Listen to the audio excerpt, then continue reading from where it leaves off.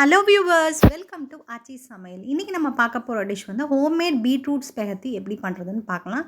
From the ஸ்க்ராட்ச்லேருந்து உங்களுக்கு நான் எப்படி பண்ணுறதுன்னு சொல்கிறேன். பாருங்கள் எவ்வளோ அழகாக வந்திருக்கு.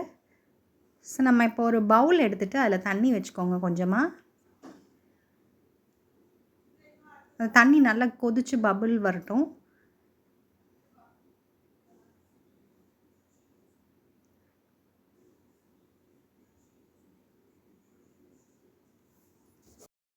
தண்ணி நல்லா கொதிச்சிச்சு. நான் ஒரே ஒரு சின்ன பீட்ரூட் எடுத்து 4ஆக கட் பண்ணி வச்சுருக்கேன்.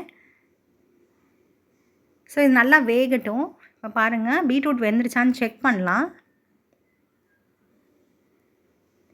நல்லா சாஃப்டாக வெந்திருக்குது.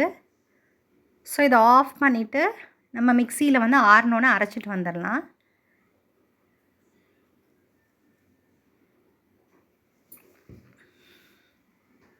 தண்ணி அப்படியே வச்சுருங்க, நான் சொல்கிறேன்.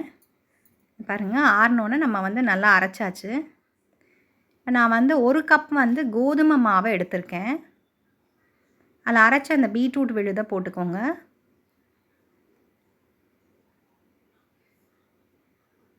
ஆயில் போட்டுக்கலாம்.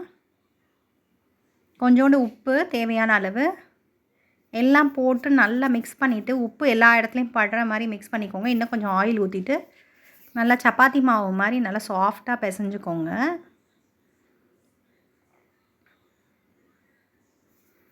நல்லா சாஃப்டாக பிசைஞ்சுக்கோங்க. இங்கே பாருங்கள் நல்லா அழகாக பிங்க் கலரில் இருக்குது. பார்க்குறதுக்கே அழகாக இருக்குது. பீட்ரூட் சாப்பிடாத குழந்தைங்களுக்குலாம் நம்ம இந்த மாதிரி செஞ்சு க்ரியேட்டிவாக செஞ்சு கொடுத்தோன்னா சாப்பிடுவாங்க. பாருங்கள் நல்லா சாஃப்டாக வந்திருக்கு.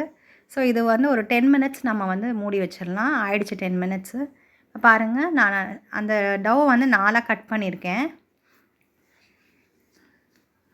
நல்லா நல்லா மெலீஸாக நம்ம வந்து தேய்ச்சிக்கலாம், லாங்காக தேய்ச்சிக்கலாம். ஏன்னா ஸ்பெகத்தி அப்போ தான் நல்லா அழகாக வரும். பூரி சப்பாத்தி மாதிரி தேய்க்க வேண்டாம், நல்லா லாங்காக தேய்ச்சிக்கோங்க.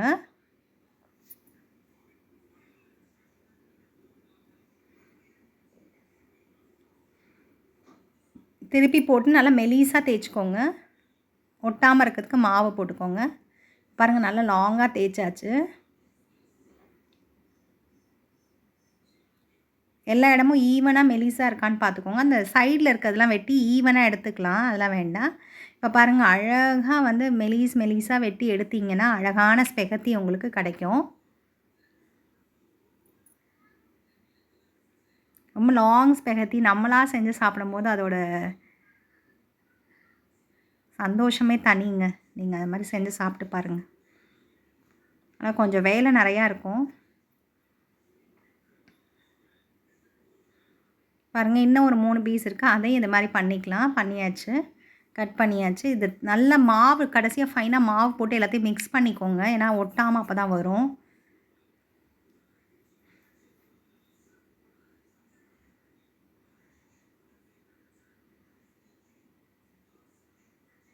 ஸோ இது எல்லாத்தையும் அதில் போட்டுக்கோங்க. எல்லாத்தையும் மெதுவாக எடுத்து கட் ஆகிடாமல் ஸ்லோவாக பண்ணுங்கள்.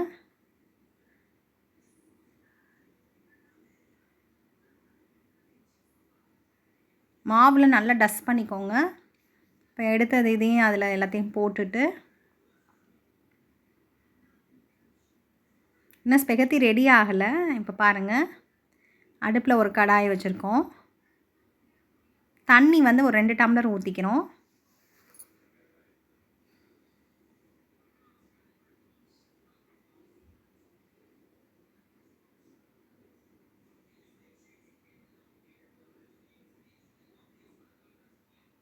தண்ணி நல்லா கொதி வரட்டும்.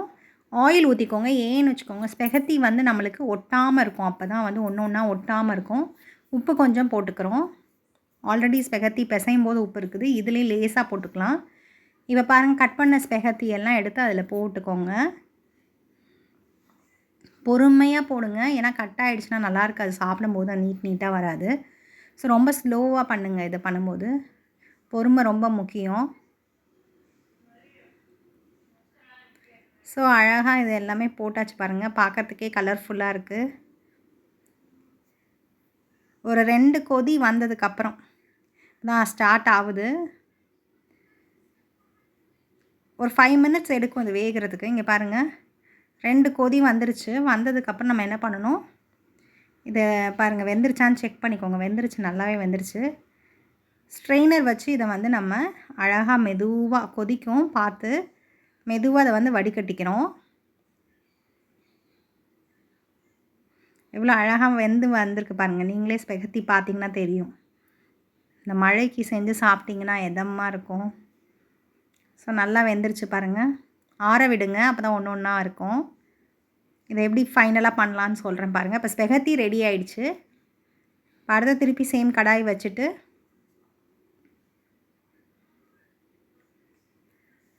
ஆயில் வேணுங்கிறவங்க ஆயில் ஊற்றிக்கோங்க. நான் வந்து பட்டர் போட்டிருக்கேன். ஸோ 2 மில்கி மிஸ் பட்டர் எடுத்து நான் போட்டிருக்கேன்.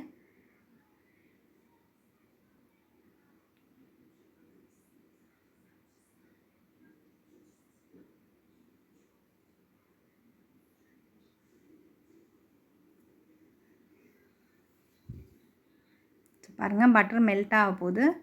ஸோ மெல்ட் ஆகிட்டோன்னு நம்ம 1 பை 1 செய்யலாம்.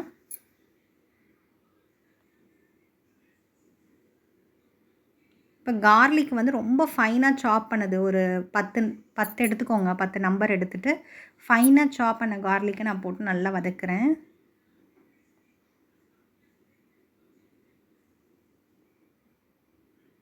அடுத்தது 1 கப்பு ஆனியன், ஒரே ஒரு ஆனியன் எடுத்து ரொம்ப ஃபைனாக சாப் பண்ணி அதையும் போட்டு நல்லா வந்து இந்த கோல்டன் கலரில் வர மாதிரி நல்லா வதக்கிக்கோங்க.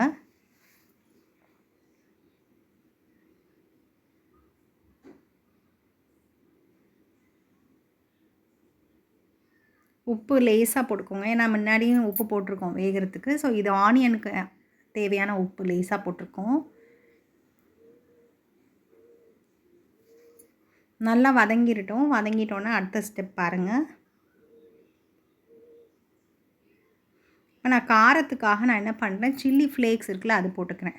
உங்களுக்கு சில்லி ஃப்ளேக்ஸ் வேண்டாம் அப்படின்றவங்க பச்சை மிளகா கூட கட் பண்ணி போட்டுக்கலாம். க்ரீன் சில்லி கூட கட் பண்ணி நல்லா ஃபைனாக கட் பண்ணி போட்டுக்கோங்க. நல்லா இது ஒரு 1 மினிட் சாட்டே பண்ணிக்கோங்க. அடுத்தது இன்னும் கொஞ்சம் ஸ்பைசினஸ்க்கு மிளகு தூள் போட்டுக்கிறேன் டேஸ்ட்டுக்கும். பெப்பர் தூள் போட்டுக்கிறோம்.